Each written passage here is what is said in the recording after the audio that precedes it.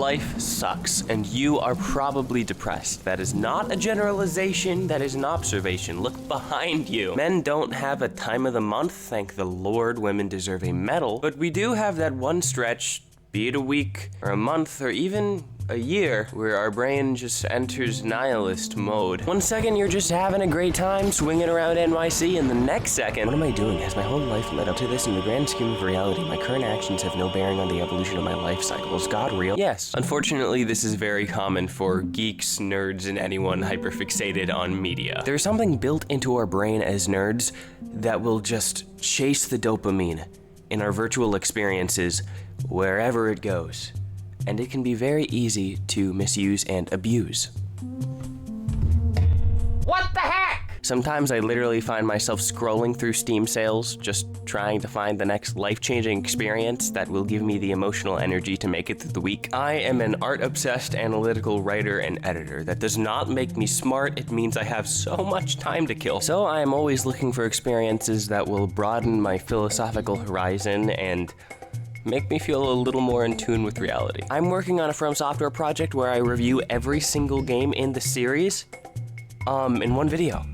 I am severely philosophically saturated. Working on a project for that long can really test your dopamine resistance, since you won't yield results for so long. So when I booted up Cash Bandicoot for the first time and was met with a simple, charming, dare I say, zany experience, it actually kind of reminded me why I loved video games so much as a kid. We all grew up with the greats. Mario 64, Ocarina of Time, Wii Sports, Skyward Sword, Phineas and Ferb Across the Second Dimension. And when I think back to why I loved those games so much as a butt-brained gunk licker, it's cause they were all colorful, adventurous, had good tactile feedback, and forced you to engage with them in a meaningful way. I booted up Red Dead Redemption 2 for the first time this week, and don't get me wrong, I am loving it. It is a great game. But as a child, this game would have stunk. Why is there a jump button? Do I really have to listen to everyone talk? Oh my gosh! And starting Crash Bandicoot for the first time really kind of reinvigorated that I like big color and big funny man energy that I haven't felt in gaming for so long, and has become increasingly elusive the harder life has gotten to overcome. I just became a high school senior. Yeah, big whoop, I know. And I don't know if any other seniors can relate to this, but it feels like the quintessential realizing life can be infinitely monotonous and degrading era of your childhood. Not quite a kid, not quite an adult. Your identity is everywhere, and it sucks. Sure, glimpses of whimsy and wonder exist, but they no longer linger like they used to. Instead, what lingers tends to be a longing for that which used to linger. But trying out Kronkball Samakut has really just felt like a little ray of sunshine in a world where it's so tiring to start new things and so depressing to try and recapture old ones. At least for someone who's never played it before. Well, okay, technically not true. I did play half of the Boulder Dash level in that one scene in Uncharted, which is one of the best moments in gaming history, by the way. As soon as you boot the game up, you get to see just how silly, wacky, dumb, funny Crash is as a character, and I love him. Mario is happy-go-lucky. Crash is tweaking, and tweaking bad. He's got this whole one eye bigger than the other thing. He's constantly twitching. Sometimes he manifests gemstones from within his earlobes. And look at this man. You can't tell me he knows what his own name is. He doesn't even know what a name is. This little beast is just a one-day no-zaza type man, and I am absolutely loving it. This rodent was not designed to be squeaky clean or super cool. He was designed to be funny. And somehow he's actually funny. To little baby children, he is the funny, wacky, silly man. To older individuals, he is that same thing, but there's some kind of hilarious subtlety about the fact that he's probably hearing voices right now. Anyway, the first level charmed the heck out of me. The 3D on-rails platforming concept is not fleshed out enough in modern gaming. It's one thing to go 2D on rails. It's another thing to go 3D off rails, but it's a completely different thing to go 3D on rails. It's kind of like a beautiful meshing of two things that didn't make sense to mesh at the time, really. Think about it. Super Mario's going on, he's running around everywhere. He's being a little menace to society. And then 2D Mario, he's just running around in one circle, not running around, running forward in one line, but like Crash Bandicoot, he's doing both. I didn't even know consciousness could reach this level of brilliance. I might die. The whole level plays like a straight shot to the end, and the three-dimensional aspect provides for a limited yet varied sense of platforming. It's a spice that makes Crash so unique. I know I'm gonna have people in the comments saying, there are tons of games that do that now, but this is the 90s, and 3D was just coming out. I love you, you're probably a great person, but I need you to stop talking. I have the talking sock.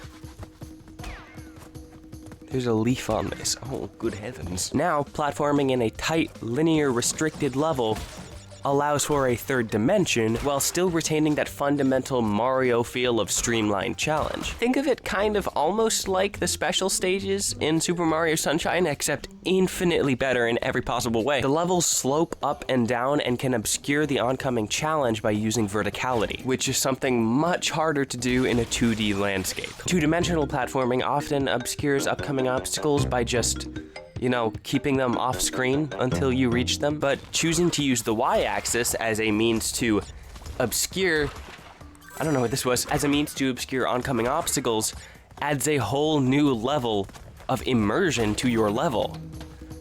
I used level twice. I'm a better writer than that. Maybe I'm not, because I said that. It's a beautiful way to keep the suspense alive in a way that makes sense, and you're basically just seeing what Crash sees. So, I don't know, it's really cool, okay? People don't think about this. They probably do. I'm not special, but no one talks about it, and it's really cool. Oh, and the way that the camera just moves behind you and accounts for the slopes up and down and makes the perfect angles.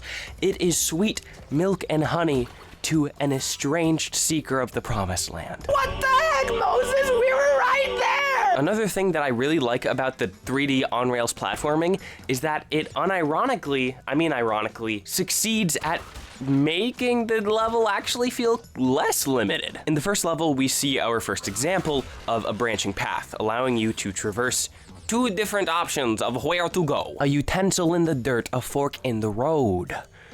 Oh. This is really good for people who aren't going to 100% each level and want a little bit of variance and replay value, and it's really good for those who are going to 100% each level the first time through, because for the most part, Crash's levels are completely backtrackable, so you can go all the way back and then go right back up the place that you wanted to go to, allowing you to have both experiences in the same round. It's awesome. It feels so liberating in a limited sense, and I know that makes no sense, but please bear with me. I am a YouTuber. Nothing I do makes sense. But enough about beautiful level design. Let's talk mechanics. This little tiki thing is Crash's version of armor. You get one, and you get an extra hit. Sometimes it gives you like a power star, but Crash dies in one hit in this game. So they are very important. And when you get a power star, you run just a bit faster than how you usually run. Not like extremely fast, I mean like, oh good heavens, the end is nigh, I may implode lest I make it to the lavatory in time. Crash can break boxes. We all saw it coming, it's a platformer. But what I like about these boxes is that every single box you miss is used to concuss Crash at the end of the level and further his shattered mind unto a rattled frenzy of unmedicated horror. Side note, there are tons of little things that this game does to let you know, hey, this game's a little different. It's a little silly. Game over. Sweet mercy, I know. Now, there are, unfortunately, or fortunately, depending on who you are, entirely 2D levels, but Crash does something pretty unique and interesting by letting you move in 3 dimensions in the 2D levels. Everyone loves how Donkey Kong Country Returns handled this, but honestly, I think I kind of like Crash's approach better. It's far more relevant to the foreground in a meaningful way, like running right behind a little fence to avoid some tough parkour. And yes, I'd be a goober not to mention the rodeo levels. They're fun and silly. I mean, it's obligatory for every single cartoon platformer. They're not the highlight of the game, I wouldn't say, but I think that, look, they're fun. All animal levels are fun in platformers. There is a very unique variety, actually, of different level formats. And it's pretty impressive for a game that was released at the dawn of 3D platforming. But I would be remiss not to mention that Crash is extremely challenging. Modern gaming tends to tout Dark Souls as the pinnacle of difficulty, and while I love Dark Souls, that is not true. And neither is Crash exactly, but I think Crash is actually, like, better than Dark Souls in terms of difficulty design. In Crash, I am 100% sure that everything that I did wrong is my fault. In Dark Souls, I am 99% sure that everything I did wrong was my fault. I can get into that later. I'm making a Dark Souls video as well sometime in the future, but here's the main difference. Dark Souls is hard because it is delayed and cumbersome. Crash is hard because it is responsive and tactile. That's oversimplifying, but you get the point. A lot of people who consider Dark Souls as the pinnacle of difficulty think back to the 90s and kind of consider those really hard games, quote unquote, unfair because they just put a bunch of BS difficulty in their game design to pad it out for longer. You guys are just getting out of work. You're so lazy for not putting actually good difficulty in your games.